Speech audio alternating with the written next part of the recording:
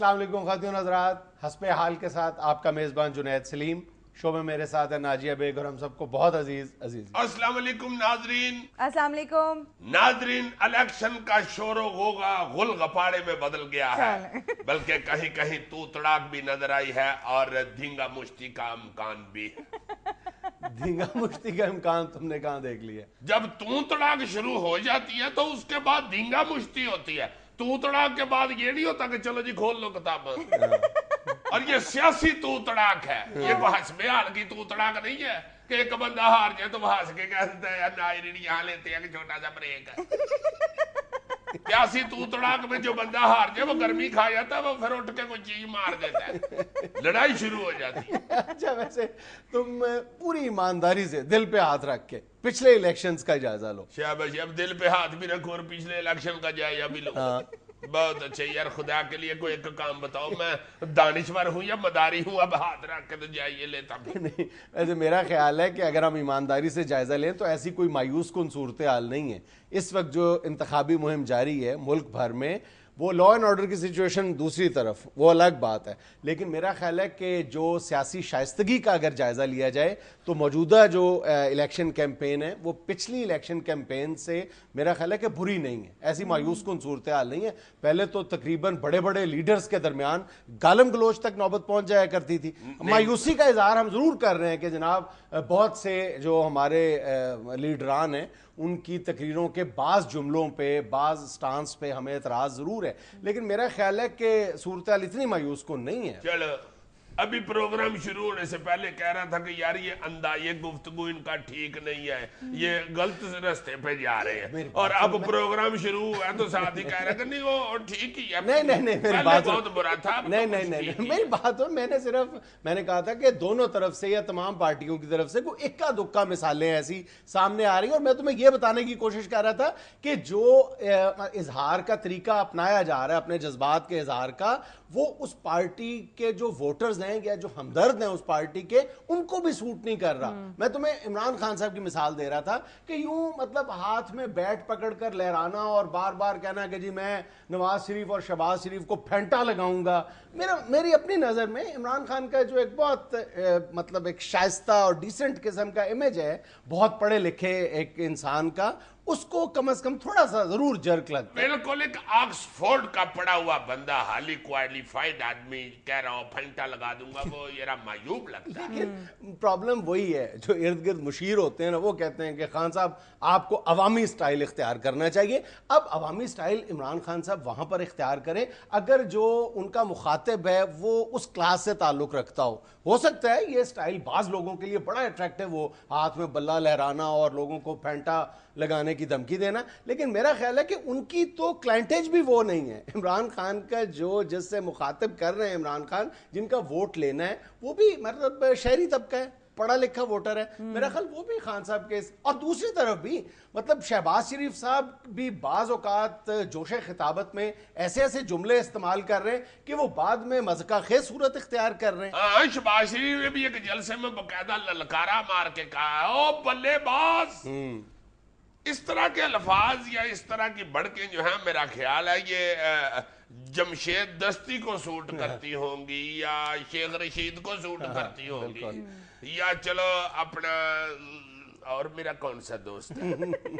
کسی مطلب سادے بندے کو سوٹ کرتی ہوں گی۔ عمران خان صاحب کو یا شہباز شریف صاحب کو یہ انداز سوٹ نہیں کرتا۔ اور ویسے بھی دیکھو، آپ لوگوں نے پبلک کٹھی کر لی ہے، آپ کے سامنے لوگ آپ کی سپیچ سننے کے لیے آ گئے ہیں، اور بہت بہت بڑے جلسے آپ لوگوں کے ہو رہے ہیں، دونوں پارٹیوں کے بڑے تگڑے جلسے ہو رہے ہیں، تو آپ کو چاہیے کہ لوگوں کے آگے اچھا تاثر بنائیں۔ اور صرف جلسے میں موجود لوگ نہیں سن رہے، کروڑوں لوگ گھروں میں ٹی وی سکرینز پہ بیٹھے آپ کی بات سن رہے ہیں۔ ہمارے سیاستدانوں کو یار اس بات کا احساس ہونا چاہیے کہ سٹیج پر کہے گئے الفاظ یا جملے جو ہیں وہ کسی چوک یا چوراہے میں کہے گئے جملوں سے بالکل مختلف ہوتے ہیں، وہ تاریخ کا حصہ بن جاتے ہیں۔ بالکل، ارے وہ کئی نسلوں تک وہ یاد رکھا جاتا ہے کہ اس بندے نے اس طرح کی، بالکل آپ کا اچھا جملہ بھی یاد رکھا جاتا ہے اچھے معنوں میں، اور برا جملہ بھی ہمیشہ آپ کے لیے وہ تانا بن جاتا ہے ہمیشہ کے لیے۔ جی وہ جملہ زبان سے عام ہو جاتا ہے۔ یار میرے منہ سے نہیں تھا ایک دفعہ وہ نکلا، وہ کیا وہ وہ یار کیا تھا، او جگ جمیا تے ملن ودائیاں جگ جمیا، میں حیران ہو گیا ہوں، اتنے لوگوں کو یاد ہو گیا، اوئے ہوئے ہوئے ہوئے، میرے یہ میں تھا کہ یہ زیادہ سے زیادہ خسرے یاد رکھے،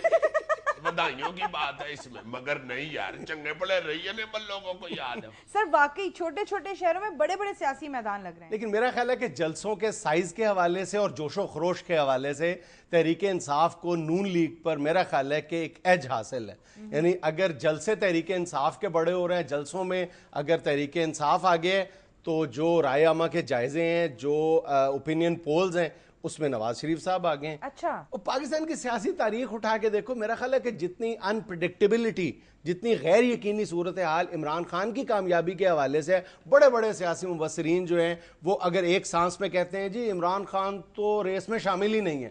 10-15 سیٹیں زیادہ سے زیادہ لے کے جائے گا، لیکن پھر وہ جب کوئی نہ کوئی ایسی چیز دیکھتے ہیں تو تھوڑی سی بحث کے بعد ہی وہ کہنا شروع ہو جاتے ہیں کہ ہو سکتا ہے، پھر وہ اپنی بات کو پھر وہ اپنی بات کو ہوا چلنے سے مشروط کر دیتے ہیں۔ اور میرا خیال ہے کہ